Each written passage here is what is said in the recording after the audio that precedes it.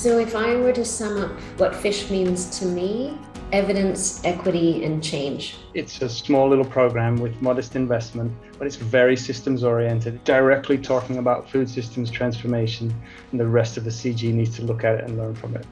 Well, fish gave me the opportunity to move this narrative from feeding to nourishing. Fish is just magnificent. I wish it was not ending. I've only had 1.5 years. I wish I had more time. I found that fish gave me the opportunity to grow in and sort of expand my knowledge. So 2 points there. One, the incredible work by the local World Fish team, and also the partnership with other CGIAR entities. I'm extremely proud that this was possible, given the fact that we were able to share our research outputs to policymakers in the language these people understand best. And that would be work with communities, fishing communities, aquaculture production groups, understand how they manage to operate under very, very difficult circumstances.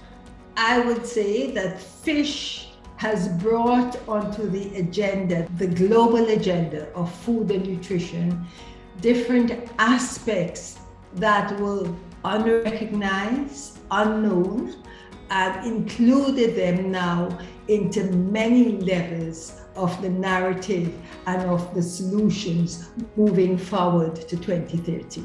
One of the things that we worked on with fish was rice fish systems, thinking about the landscape and the role of production in the landscape and the role of natural resources in the landscape and the role of people. So when we connect all those pieces together, we can get innovation that is about sustainability.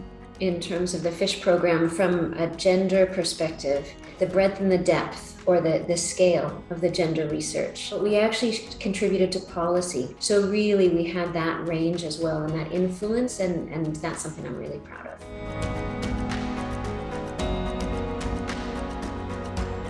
What came first to mind was not the research results and the evidence, but the partnerships with young researchers that we've brought into the fish program, and now with fish ending, we must work together at national level and regional level and nurture their inputs and their way forward.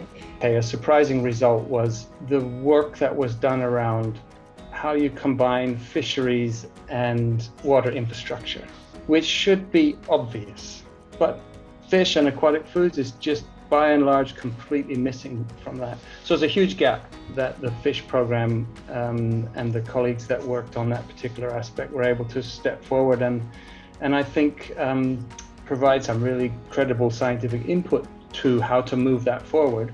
So maybe that's a little surprising that we found that it's not a case of young people getting educated and finding these jobs and completely leaving food systems and fisheries-based livelihoods, but sort of this fluidity that they have, how their livelihoods are shaped and how aquatic food systems might play a role in this.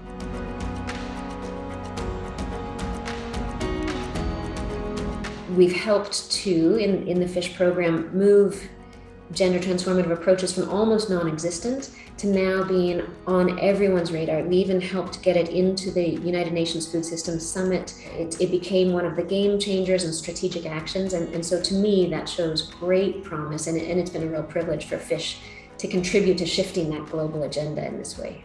The point is that the Fish CRP encouraged us to look for means of achieving impact at scale relatively quickly, and the ability to modify a university curriculum would do just that. It's this weaving together of those different elements that ultimately, if the food systems transformation agenda is really going to get traction and get anywhere, it's that kind of alchemy of weaving those things together to create systems change that's going to be the true test. I genuinely think that the work coming out of fish on aquatic foods will help to drive that.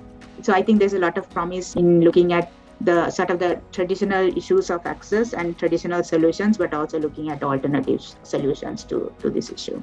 I think the role and the impact of fish for vulnerable communities is likely to be amplified further in these future programs. So we should, us who have been engaged in this journey for such a long time, we must find ways to make sure that we bring in others, younger scientists, and make them take it forward to heights that we have never imagined.